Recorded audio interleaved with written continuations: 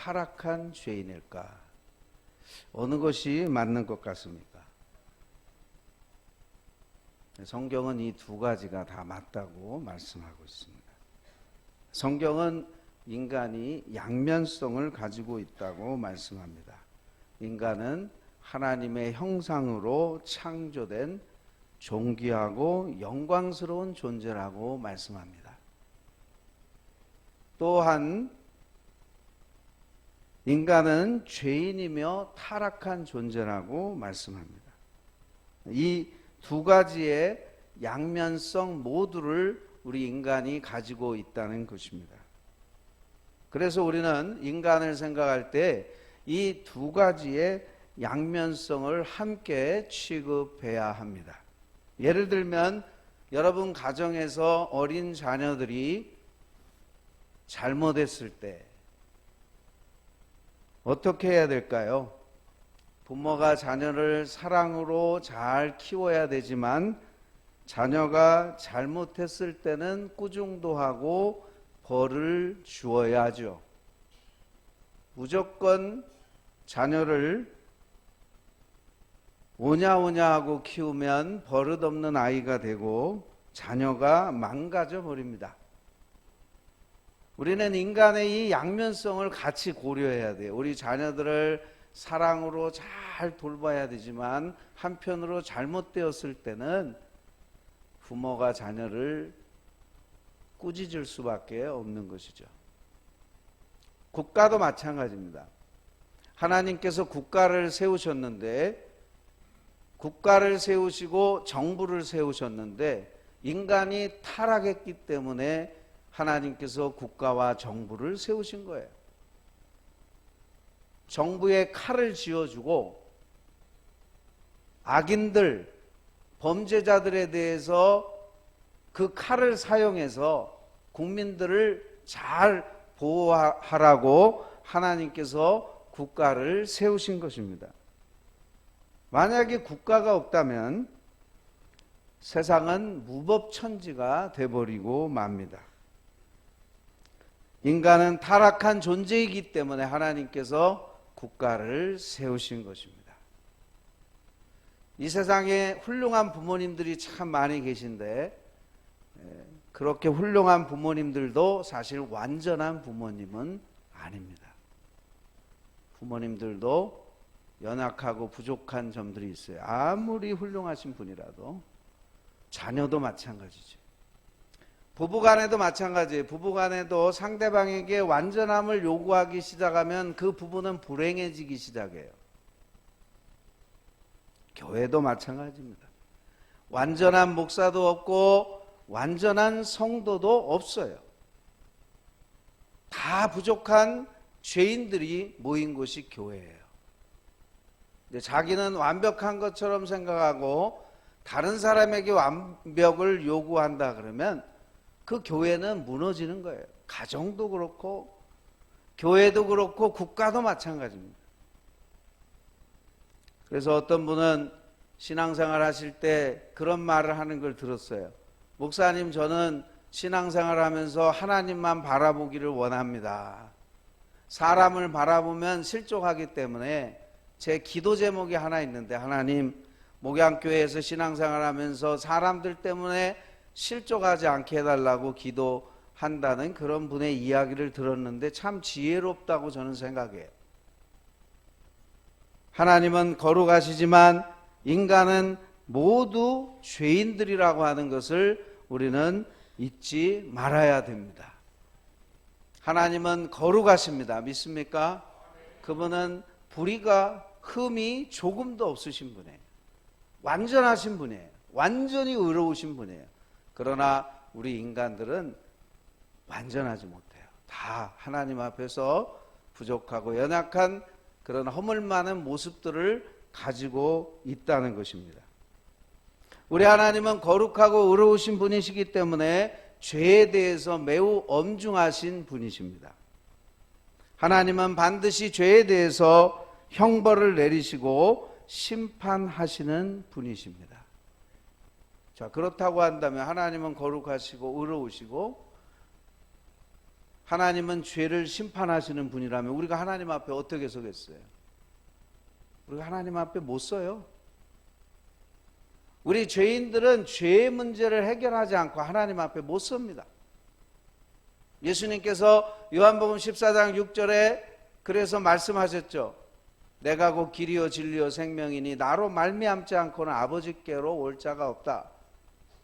저와 여러분은 이 세상의 모든 인간들은 죄인들이기 때문에 구원자 예수 그리스도가 필요한 줄로 믿습니다. 사실 구원이라는 게 뭔가 하면 내가 얼마나 지독한 죄인이라는 것을 깨닫고 예수님께 항복하며 나가는 게 구원이에요. 내가 죄인이라고 하는 사실을 못 깨닫는 사람은 구원을 못 받습니다. 바리새인들처럼 다른 사람만 죄인이라고 생각하고 정작 자기 자신은 의인이라고 생각하는 사람은 구원을 못 받아요. 예수님께서 이 땅에 오신 것은 의인을 위해서 오신 것이 아니라 죄인을 구원하러 오셨다고 주님은 말씀하셨습니다. 만약 우리가 죄인이 아니라면, 타락한 존재가 아니라면 예수님 필요 없어요. 예수님께서 이 땅에 오셔서 십자가에서 못 박혀 돌아가실 이유도 전혀 없습니다. 우리가 죄인들이기 때문에 예수님께서 이 땅에 오셔서 저와 여러분을 대신하여 십자가에 못 박혀 돌아가신 줄로 믿습니다.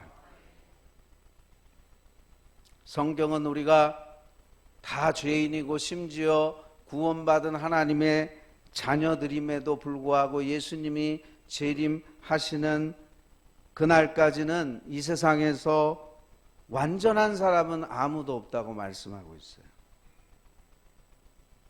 성경은 하나님의 자녀라 할지라도 완전한 사람은 없다고 말씀합니다. 여러분 성경 66권에서 완전한 사람을 한번 찾아보세요. 노아를 보십시오. 노아 당대에 세상이 너무 악했어요. 생각하는 것마다 악해. 창세기 6장 9절에 노아는 의인이요 당대의 완전한 자라 그는 하나님과 동행하였다고 말씀했지만 여기서 완전하다는 말은 죄가 하나도 없는 상태를 의미하는 것이 아니에요.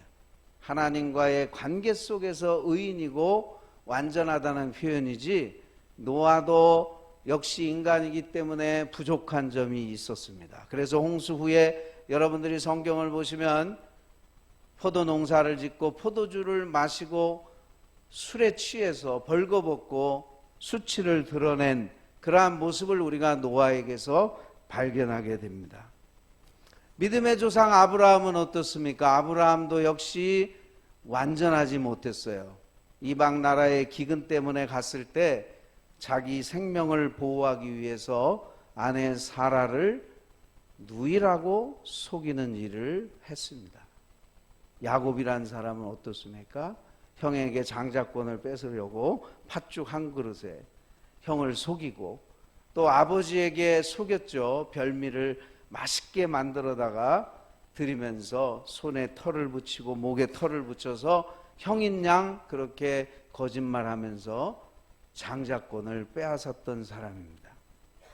엘리야는 어떻습니까? 엘리야는 갈멜산에서 거짓 선지자들과 싸움에서 당당히 승리하고 그 거짓 선지자들은 다 거기서 칼로 죽임을 당하죠. 얼마나 대단해요. 엘리야는 기도에 능력 있는 사람이었어요. 그런데 아합 왕 이세벨이 내가 엘리야를 죽여버리겠다라고 하는 그 여인의 한마디 말에 두려워서 로뎀나무 아래서 주여 이제 저 할 만큼 했으니 내 생명 가져가십시오라고 낙심하고 절망하고 좌절했던 사람이 엘리야예요. 신약 성경에도 예수님의 제자 베드로를 보십시오. 예수님을 3번씩이나 모른다고 부인했습니다. 도마는 내가 예수님의 부활을 직접 보고 만져보기 전까지는 나는 믿을 수가 없다라고 했던 사람이에요. 여러분 성경에 어느 누구도 완전한 사람은 없습니다. 오직 예수님 한 분만 완전하신 분이신 줄로 믿습니다.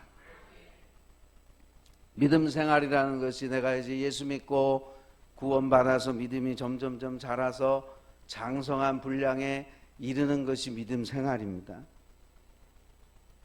그럼에도 불구하고 우리가 아무리 신앙생활을 열심히 한다 할지라도 이 땅에서 죄가 없는 완전한 상태를 이룰 수가 없다는 것입니다.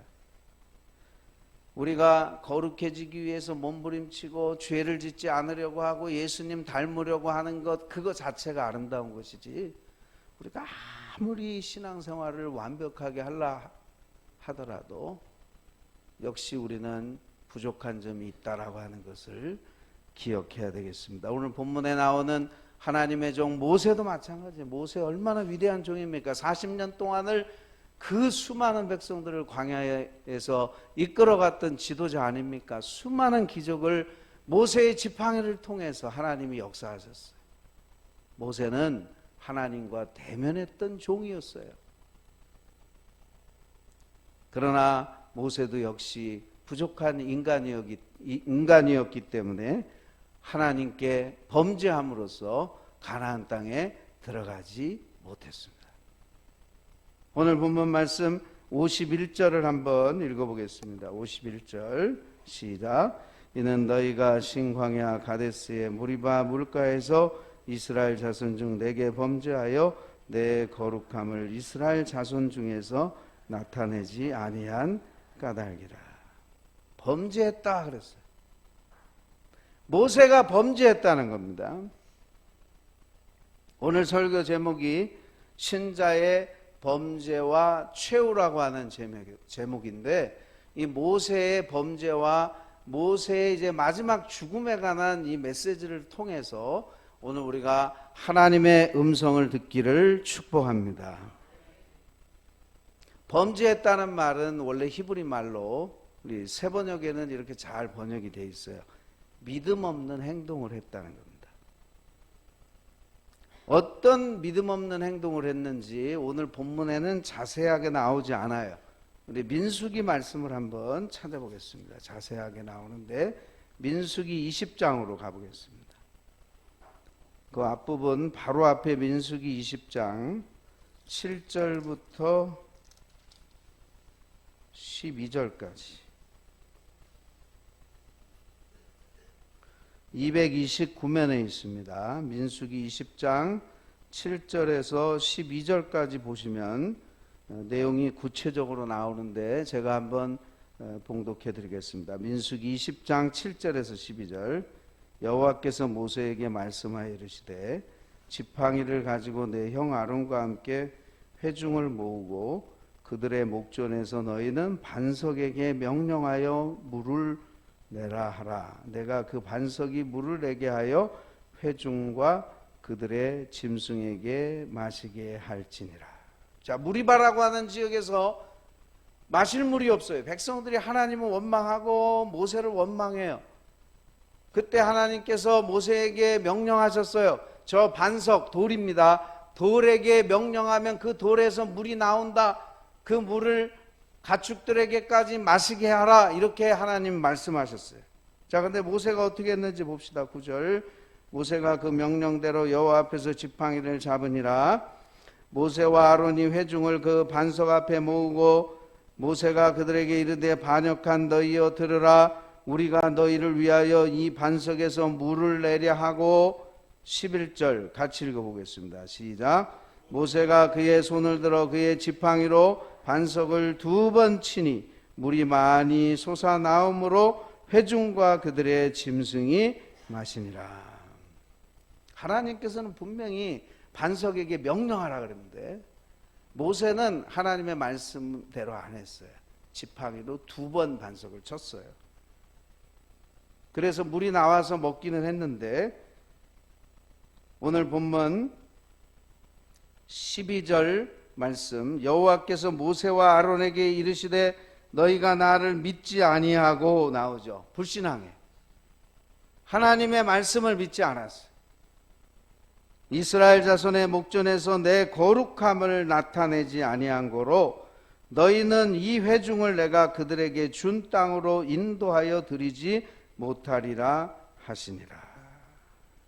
자, 그래서 지금 모세가 잘못한 죄는 뭐냐면 하나님은 명령하라고 했는데 모세는 두 번 친 하나님에 대한 불신앙, 불순종의 죄를 범하게 된 것입니다. 여러분, 하나님께서 말씀으로 온 우주 만물을 창조하신 것을 믿으십니까? 하나님은 말씀으로 세상을 창조하셨어요. 다른 걸로 창조하시지 않으셨어요. 말씀으로 세상을 창조하셨어요. 근데 말씀으로 창조하신 하나님께서 모세에게 저 반석에게 두 번 명령해라. 죄송합니다. 반석에게 명령하라 그러면 그대로 명령했으면 되는 거예요. 하나님 말씀에는 능력이 있기 때문에 그렇습니다. 근데 하나님의 거룩하심을 드러내지 못했다 그랬어요. 여러분, 마태복음 8장에 보면 로마의 백부장이라는 사람이 하나 나오는데 그 집에 하인이 병에 들었어요. 예수님이 병을 고치신다는 소문을 듣고 예수님을 통해서 이 하인이 병을 낫게 하려고 했지만 예수님이 이제 그 집에 가서 병을 고치려고 했을 때 이 로마 백부장이 무슨 말을 하냐면, 주님, 저는 감당하지 못합니다. 저희 집까지 오실 필요 없고 그저 말씀만 하옵소서. 예수님이 깜짝 놀래요. 내가 이스라엘 다 다녀봤지만 이렇게 믿음 좋은 사람은 내가 처음 봤다 그러면서 칭찬하시고 즉시 그 병을 고쳐주셨다 그랬어요. 여러분, 말씀으로 하나님께서 고치시고 말씀으로 역사하시고 말씀으로 기적을 행하시는 줄 믿으시기 바랍니다. 말씀으로 되는데 지팡이를 두 번 쳤단 말이에요. 불순종했다는 얘기죠. 오늘 여러분, 우리가 하나님의 약속의 말씀을 붙들고 나갈 때 저와 여러분의 삶에 놀라운 기적의 역사가 일어날 줄로 믿습니다. 기적의 주체는 하나님이시지 모세가 아니에요. 하나님께서 모세를 통해서 기적을 행하시기 때문에 기적의 주체는 모세가 아니라 하나님이신 줄로 믿습니다. 모세는 자기가 두 번 쳐서 물을 냈잖아요. 하나님이 말씀으로만 하라 그랬는데 두 번 침으로 인해서 불순종하게 되었고 그 범죄로 말미암아 가나안 땅에 들어가지 못하게 된 거예요. 근데 여러분, 신명기 3장에 보면 모세가 하나님께 사정합니다. 하나님, 그래도요 제가 가나안 땅에 들어가야 되는 거 아닙니까? 40년 동안 이렇게 고생했는데 좀 봐주세요. 그러면서 하나님께 때를 써요.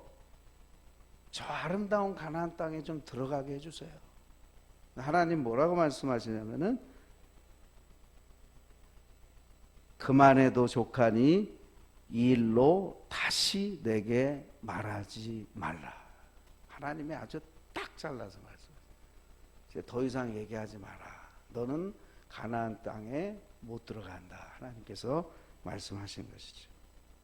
여러분, 우리가 모세가 이렇게 하나님께 범죄함으로 가나안 땅에 들어가지 못한 것을 통해서 우리가 뭘 깨달아야 됩니까?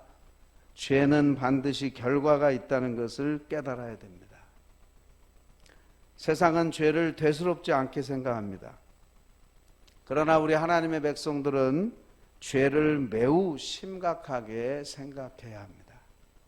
전도서 12장 14절에 하나님은 모든 행위와 모든 은밀한 일을 선악간에 심판하신다고 말씀하셨습니다. 여러분, 하나님께서 죄를 심판하시는 것을 믿으십니까? 로마서 2장 6절에서 10절까지 말씀 보시면 하나님께서 각 사람에게 그 행한 대로 보응하시되 악을 행하는 각 사람에게 환난과 공고를 주시고 선을 행하는 각 사람에게는 영광과 존귀와 평강을 주신다고 말씀하고 있어요. 우리 사자성어 가운데 사필규정이라는 말이 있습니다. 선한 일을 하면 좋은 결과가 뒤따르고 악한 일에는 반드시 악한 결과가 온다라고 하는 그런 말입니다. 우리 갈라디아서 6장 7절에 그런 말씀이 있죠. 스스로 속이지 말라. 하나님은 업신여김을 받지 아니하시나니 사람이 무엇으로 심든지 그대로 거두리라. 모세는 안타깝게 범죄함으로 가나안 땅에 못 들어가게 됐어요. 그럼 모세가 구원 못 받은 것인가? 어떻게 생각하십니까? 모세가 구원 받았습니까? 못 받았습니까? 구원 받았어요. 우리가 어떻게 하냐면 복음서에 보면 예수님께서 베드로, 야고보, 요한을 변화산에 데리고 가요. 거기서 이제 기도하시기 위해서 변화산에 데리고 가시는데 거기서 예수님의 얼굴이 해같이 아주 밝게 빛나고 예수님의 옷이 하얗게 광채가 나요. 하늘에서 음성이 들립니다. 이는 내 사랑하는 아들이다. 이의 말을 들으라. 제자들이 너무 무서워하는. 그런데 마태복음 17장 3절에 보니까 예수님께서 율법의 대표자인 모세, 선지자의 대표자인 엘리야, 이 모세와 엘리야와 더불어 말하는 것을 제자들이 보았다 그랬어요. 모세는 천국에 갔고 구원받은 것이죠. 예수님과 대화를 나눴다고 성경이 말씀하고 있는 걸 보면 모세는 가나안 땅에 들어가지 못했을 뿐이지 모세가 구원을 받지 못한 것은 아니다라고 하는 것을 우리는 알 수 있습니다.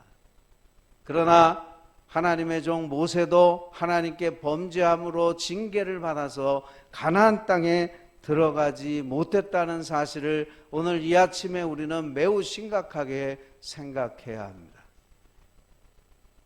다윗의 경우를 한번 봅시다.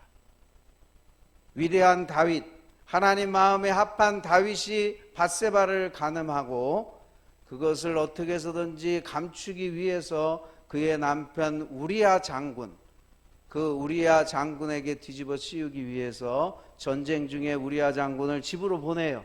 내 아내하고 좀 쉬어라. 근데 이 우리야 장군이 얼마나 충성스러운 군인이었는지 전투화를 벗지도 않고 아내하고 잠을 안 자는 거예요. 다윗 왕의 계획이 수포로 돌아가요.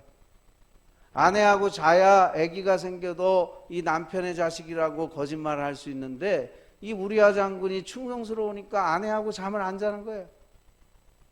그래서 다윗의 군대 장관 요압에게 편지를 쓰는데 뭐라 그러냐면 저 우리야 장군을 가장 치열한 전쟁터로 보내라. 그래서 우리야 장군이 가장 치열한 전쟁터에 가서 전사해요. 죽습니다. 다윗 왕이 자기의 죄를 감추기 위해서 우리야까지 죽인 거예요. 여러분, 나단 선지자가 다윗 왕에게 와서 이야기를 합니다. 하나님의 말씀을 전해요.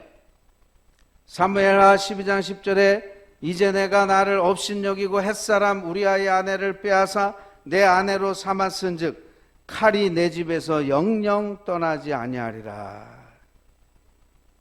다윗은 여러분 회개해서 용서함을 받았습니다마는 다윗은 그의 죄의 결과로 큰 고통을 겪었어요. 내 집에 칼이 떠나지 않는다. 가장 먼저는 밧세바와 간음해서 태어난 아기가 죽습니다. 첫 번째로.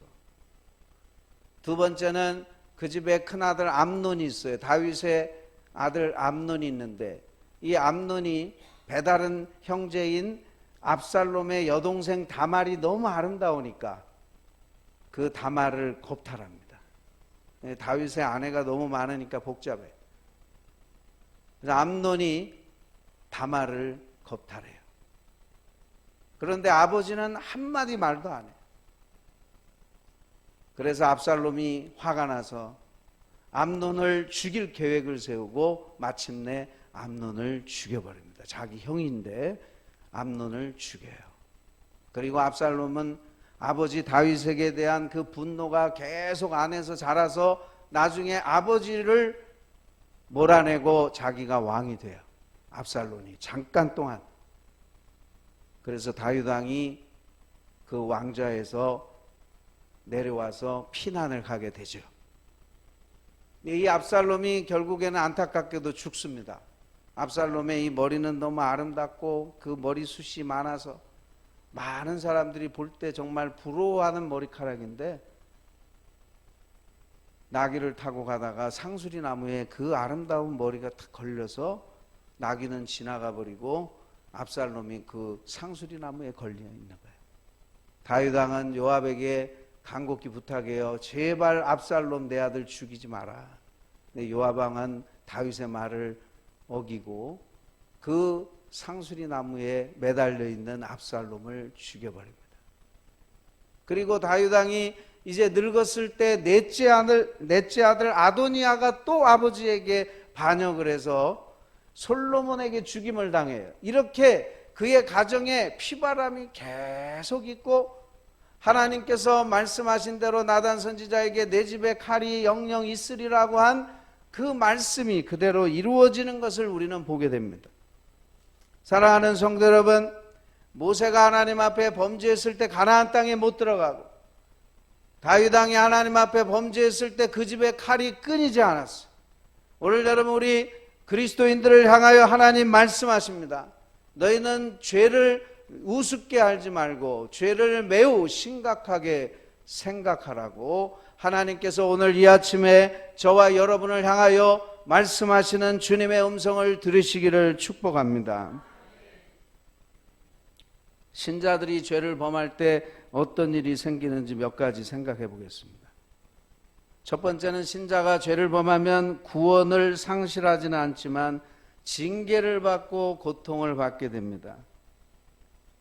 아무리 하나님의 자녀라 할지라도, 아무리 하나님의 종이라 할지라도, 그리스도인이요 성도라 할지라도 하나님 앞에 범죄하면 하나님께 징계를 받습니다.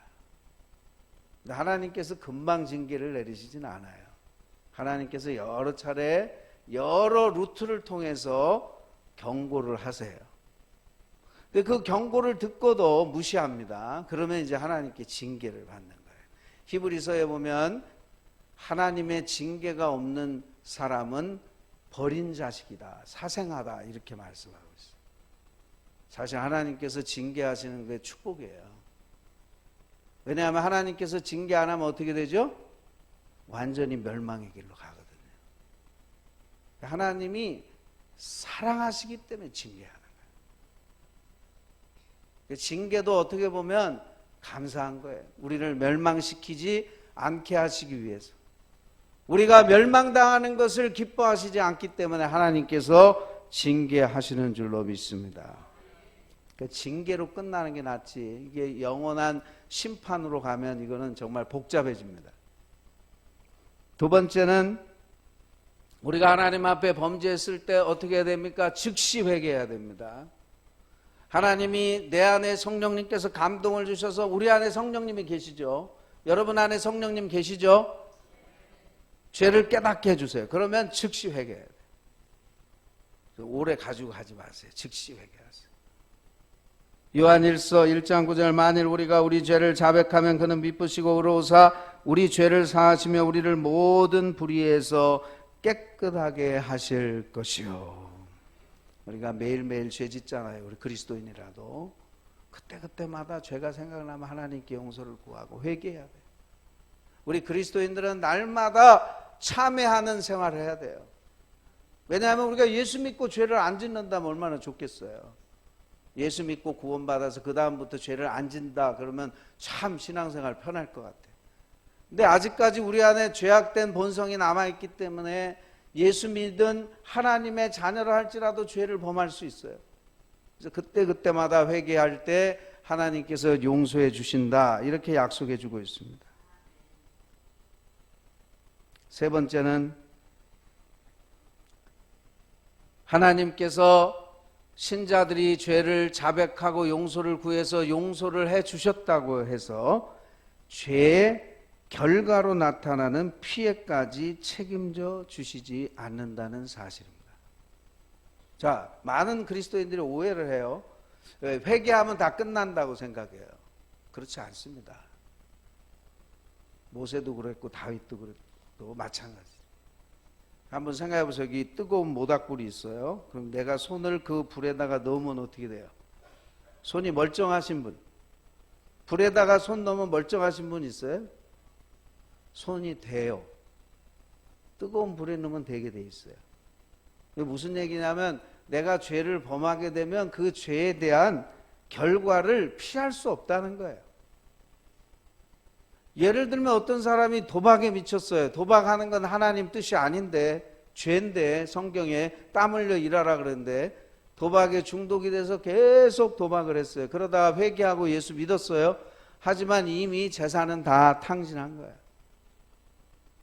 어떤 사람이 마약에 중독이 됐습니다. 이미 뇌가 다 망가지고 몸이 다 건강이 상했어요. 회개하지만 그건 어쩔 수 없는 거예요. 그건 자기가 감당해야 되는 거예요. 죄에 대한 결과까지 하나님께서 피하게 하시지는 않는다는 것입니다. 죄의 결과는 반드시 남는다는 사실을 여러분 믿으시기를 축복합니다. 그리스도인이라 할지라도 죄에 대한 결과를 피할 수 없어요. 네 번째는, 그런데 왜 신자들이 그렇게 불순종하고 계속해서 회개하지 않고 죄를 범할까요? 그것은 하나님께서 오래 참으시기 때문입니다. 구약시대 같이 그냥 뭐 하늘에서 벼락이 떨어지고 잘못했을 때 그냥 그렇게 하면은 사람들이 나을 텐데, 우리는 은혜 시대에 살고 있지 않습니까? 하나님께서 오래 참아주시거든. 농사 질 때 봄에 씨를 뿌린다고 해서 금방 수확하나요? 가을이 돼야 수확을 하잖아요. 모를 심고 해서 물을 주고 정성껏 농부가 잘 관리하고 그렇게 해서 가을이 되어야 추수를 하잖아요. 죄도 똑같아요. 죄도 죄를 심는다고 해서 금방 거둬지는 거라면 아마 사람들이 정신 차리고 죄를 범하지 않을 거예요. 그런데 죄도 마찬가지예요. 죄를 범해도 아무 일이 안 일어나요. 왜? 하나님은 오래 참으시는 분이시기 때문에. 그래서 용감한 거예요. 죄를 범하면서도 당장 나한테 뭐가 생기지 않으니까 용감한 거예요. 전도서 8장 11절에 악한 일에 관한 징벌이 속히 실행되지 아니하므로 인생들이 악을 행하는 데 마음이 담대하도다 말씀하고 있어요. 사랑하는 성도 여러분, 하나님께서 죄에 대해서 심판하시지 않는 것이 아닙니다. 하나님께서 회개하기를 기다려 주시는 줄 믿습니다. 하나님이 회개할 때까지 기다리고 계시는 거예요. 다섯 번째, 신자가 하나님의 징계를 받고도 끝까지 회개하지 않으면 어떻게 될까요? 끝까지 회개 안 해요. 끝까지. 그런 경우가 종종 있는데, 그런 경우는 하나님이 데려가십니다. 그냥. 왜냐하면 그 사람을 계속 그렇게 범죄하도록 내버려 두면 이 사람이 지옥 가니까 하나님께서 천국으로 데려가시는 거예요. 지옥 보내지 않으시려고 하나님께서 데려가시는 거예요. 사랑하는 성도 여러분, 그러므로 우리가 너무 악하게 살지 말아야 됩니다. 하나님을 두려워해야 되고 죄를 두려워하면서 악하게 살지 말아요. 너무 악하면 하나님이 데려가시는 거예요. 우리 신자들은 죄를 무서워해야 하는 줄로 믿습니다. 저와 여러분이 정말 죄를 무서워해야 돼요. 시편 4편 4절에 너희는 떨며 범죄치 말지어라. 근데 어리석은 사람은 죄를 무서워하지 않아요. 잠언 14장 9절에 미련한 자는 죄를 심상히 여긴다 그랬어요. 심상히 여긴다. 공동 번역에는 이렇게 되어 있어요. 죄를 우습게 여긴다. 미련한 사람은 죄를 우습게 여겨요. 현대인의 성경에 보니까 미련한 사람은 죄를 대단치 않게 생각한다. 이렇게 번역하고 있어요. 여러분, 오늘 우리가 이 모세가 지금 하나님께 범죄하고 하나님의 영광을, 하나님의 거룩을 드러내지 못함으로 인해서 가나안 땅에 들어가지 못했다는 이 사건을 통해서 오늘 우리 하나님의 백성들이 교훈을 삼아서 죄라고 하는 것은 반드시 그 결과를 내가 책임져야 된다는 그 사실을 기억하고 죄를 두려워하시는 우리 목양교회 성도님들과 제가 되기를 주의 이름으로 축복합니다. 죄를 두려워해야 됩니다. 두 번째, 오늘 모세의 최후가 나와요. 하나님께서 모세에게 너는 느보산에 올라가서 죽어라 그렇게 말씀해요. 너 사명 이제 끝났다. 호렙산에서 모세를 처음 사명 주실 때도 꺼지지 않는 떨기나무에서 하나님의 음성이 나와서 모세를 이스라엘 민족을 구원하는 구원자로 사명을 주셨어요. 이제 40년 동안의 모든 사명을 다 마치니까 하나님께서 너는 이제 느보산 꼭대기에 올라가서 거기서 죽게 될 것이라고 말씀해 주셨어요. 믿음이란 하나님과 1대1의 관계입니다. 아론도 호르산에 올라가서 죽었고 모세는 느보산에 올라가서 죽었습니다. 왜 산에 올라가서 죽으라고 했을까요? 하나님 앞에서 단독자로 서라는 것입니다. 여러분, 믿음 생활은 우리가 하나님 앞에서 1대1의 관계 속에서 단독자로 서는 것서부터 출발하는 줄로 믿습니다. 믿음은 오직 살아계신 하나님 한 분만을 바라보는 것인 줄로 믿습니다. 그런데 사람들은 하나님이 아니라 사람을 의지하고 물질을 의지하고, 우리가 우상이라 그러죠. 하나님만 의지해야 되는데 우리가 연약하니까 하나님만 의지 안 해요. 사람을 자꾸 의지하고 물질을 의지하고 권력을 의지하고 많은 우상을 의지합니다. 믿음 생활이란 살아계신 하나님만 의지해야 되는데 하나님 이외에 다른 여러 가지 것들을 믿고 그것을 따라가는 그러한 모습들이 우리들의 모습 속에서도 종종 나타나죠. 그러나 여러분, 사람이 죽을 때가 되면 다 놓습니다. 죽음 앞에서는 그 누구도 옆에서 같이 있어줄 수 없어요. 하나님 앞에서 단독자로 서야 돼요. 그동안 내가 사람을 믿었지만 죽음 앞에서는 이제 그것도 놔야 돼요. 그동안 내가 물질을 의지했지만 이제 죽음 앞에서는 물질도 놔야 돼요. 하나님 앞에서 단독자로 서야 됩니다. 우리가 여러분 신앙생활 하면서 그거 연습해야 돼요. 지금부터 하나님 앞에서 단독자로 서는 연습을 해야 돼요. 하나님 이외에 다른 거 의지하지 말고 하나님만 의지하고 하나님만 바라보는 그런 연습을 우리가 살아있는 동안 해야지. 그렇지 않고 갑자기 죽음 앞에서 다 이제 모든 게 다 내게서 떠나가요. 하나님 앞에서 나 혼자 딱 1대1로 설 수밖에 없는 게 바로 죽음이거든요. 여러분의 부모님이 여러분의 신앙을 대신해 줄 수 없습니다. 여러분이 하나님 앞에서 단독자로 서셔야 됩니다. 여러분의 아내가, 남편이 여러분의 신앙을 대신해 줄 수 없어요. 하나님 앞에서 내가 내 믿음을 바르게 세우고 하나님과 1대1의 관계 속에서 우리가 바르게 서는 그러한 믿음 생활을 하시는 저와 여러분이 되시기를 축복합니다.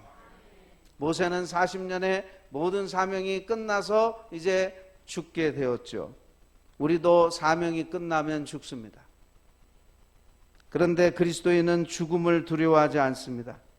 그리스도인에게 있어서 죽음은 비극이 아니에요. 성도에게 있어서 죽음은 천국으로 들어가는 관문이요, 영원으로 영생으로 들어가는 관문인 줄로 믿습니다. 장례식장에 가보면 금방 표시가 나요. 불신자들의 장례식장은 그냥 고통, 슬픔 뭐 말할 수 없어요. 까무러쳐요. 너무 고통이 심해서, 너무 슬프니까. 그런데 믿는 사람 장례식에 가보세요. 거기는 찬송이 울려 퍼지게 되는 것입니다. 어떤 분은 그렇게 유언을 남깁니다. 내가 죽거들랑 울지 마라. 왜 천국 가는데 왜 우냐? 깊은 찬송을 불러다오. 내가 죽는다고 슬퍼하지 말라. 이렇게 유언하는 성도들도 있습니다. 여러분, 우리가 사나 죽으나 우리는 하나님의 소유인 줄로 믿습니다. 로마서 14장 8절에 우리가 살아도 주를 위하여 살고 죽어도 주를 위하여 죽나니 그러므로 사나 죽으나 우리가 주의 것이로다. 우리가 죄 때문에 우리 몸은 다 흙으로 돌아갑니다. 하나님께서 창세기 3장 19절에 너는 흙이니 흙으로 돌아갈 것이니라. 우리의 육신은요 다 병들고 죽어서 흙으로 돌아가요. 그러나 우리의 영혼은 구원받았을 때 우리의 영혼은 영생을 얻고 주님 품으로 가게 되는 줄로 믿습니다. 이제 우리 이 몸은 다 흙으로 돌아가고 예수님 재림하실 때 우리는 새 몸을 입게 됩니다. 부활의 영광스러운 몸을 입게 되는 줄로 믿습니다. 모세가 가나안 땅에 들어가지 못하니까 서운하겠지만 사실 그것이 모두에게 유익입니다. 이제는 여호수아가 모세의 리더십을 이어받아서 가나안 땅에 들어가야 합니다. 가나안 땅에 들어가서 가나안 땅을 정복해야 될 사명은 모세에게 주신 사명이 아니에요. 여호수아에게 주신 사명인 것입니다. 만약에 모세가 가나안 땅까지 들어갔으면 어떻게 될까요? 이게 리더십이 제대로 이양이 안 될 거예요. 근데 하나님께서 모세를 거기까지만 딱 하게 하시고 이제는 여호수아가 가나안 땅에 들어가서 그 땅을 정복하도록 하나님께서 사명을 주신 것입니다. 이제 백성들은 모세를 따르면 안 되는 거예요. 이제는 여호수아를 따라서 가나안 땅에 들어가서 싸워서 그 땅을 정복해야 될 사명이 그들에게 있다라고 하는 것을 보여주고 있는 것입니다. 그래서 여러분, 하나님께서 이제 모세의 사명을 마무리하고 이제 여호수아에게 새로운 리더십을 주시고 여호수아를 통해서 새 역사를 이루시는 그런 모습을 우리가 성경에서 보게 되는 것입니다. 이제 말씀을 마치려고 하는데 모세가 범죄함으로 가나안 땅에 들어가지 못했지만 하나님이 진노 중에라도 하나님께서 은총을 잊지 않으셨어요. 그 느보산에 올라가서 그 아름다운 가나안 땅을 보게 하셨습니다. 52절에 내가 비록 내가 이스라엘 자손에게 주는 땅을 맞은편에서 바라보기는 하려니와 그리로 들어가지는 못하리라. 여러분, 하나님께서 저와 여러분의 죄 모든 것을 그 죄대로 심판하신다면 여기 살아남아 있을 분 한 분도 없어요. 하나님께서 진노 중에라도 저와 여러분에게 은혜를 베풀어 주신 줄 믿으시기 바랍니다. 우리가 하나님의 심판을 받아서 벌써 몇 번 죽어도 몇 번 죽어야 될 사람인데 이렇게 살아있어요. 하나님의 은혜가 아닐 수 없습니다. 시편 103편 8절부터 11절에 여호와는 긍휼이 많으시고 은혜로우시며 노하기를 더디하시고 인자하심이 풍부하시도다. 자주 경책하지 아니하시며 노를 영원히 품지 아니하시리로다. 우리의 죄를 따라 우리를 처벌하지는 아니하시며 우리의 죄악을 따라 우리에게 그대로 갚지는 아니하셨으니 이는 하늘이 땅에서 높음같이 그를 경외하는 자에게 그의 인자하심이 크심이로다. 다니엘 기도회 지난주 금요일날 안호성 목사님, 젊은 목사님 참 은혜 많이 받았어요. 대단한 목사님. 안호성 목사님 아버지가 아주 가난한 시골교회 목사님 아들로 태어났어요. 아주 지긋지긋해요. 다른 건 다 해도 목사만은 난 절대 안 된다. 어느 날 병이 생겼어요. 이 온 내장이 다 고름으로 꽉 찼어요. 수술하려고 배를 열었는데 어떻게 할 수가 없어. 보통은 장기를 꺼내서 씻어서 다시 넣으면 되는데 이 장기를 씻을 수가 없어. 왜냐하면 고름으로 완전히 다 썩어 문드러졌어. 장기를 꺼내면 다 그냥 터져버리는 거야. 물도 못 마셔. 물 마시면 장기가 다 터져버리는 거야. 그런 사람이 30kg 가까이 살이 빠져서 해골바가지처럼 정말 비참한 모습으로 이제 의사들도 손 못 대고 수술도 못하고 이제 죽기만을 기다리는데 그 아버지 목사님이 어느 날 와서 기도해 주면서 그런 이야기를 하셨다는 거예요. 호성아, 너는 절대 죽지 않는다. 하나님이 너를 살려주실 것이다. 이 아들이 막 지푸라기라도 잡을 심정으로 아멘 아멘 막 소리를 지르. 아멘 아멘. 하나님이 기적을 행하셨어요.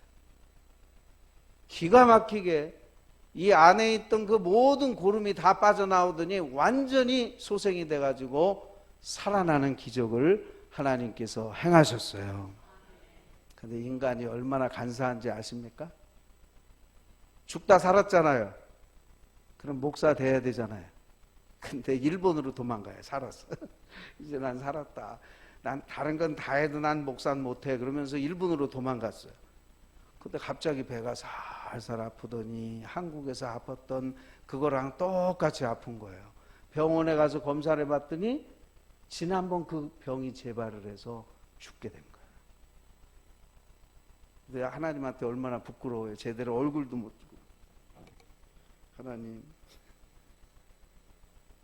회개하고 하나님이 고쳐주셔서 지금은 정말 하나님께 귀하게 쓰임받는 귀한 종이 되었습니다. 하나님께서 은혜를 베풀어 주신 거예요. 죽을 자를 살려주신 것입니다. 할렐루야. 오늘 하나님께서 저와 여러분을 구원해 주신 줄로 믿습니다. 우리의 허물에도 불구하고 우리의 부족하고 연약함에도 불구하고 하나님께서 저와 여러분에게 은혜를 주셔서 다시 한번 우리에게 기회를 주시는 줄 믿으시기 바랍니다. 죄를 무서워하십시오. 죄의 결과를 받습니다. 아무리 회개해도 죄의 결과는 그대로 남습니다. 여러분, 우리는 하나님 부르실 때 단독자로 서야 됩니다. 저와 여러분을 하나님 부르시는 그날에 하나님 앞에 단독자로서 믿음을 가지고 끝까지 승리할 수 있는 그런 저와 여러분이 되시기를 주님의 이름으로 축원드립니다. 기도하시겠습니다.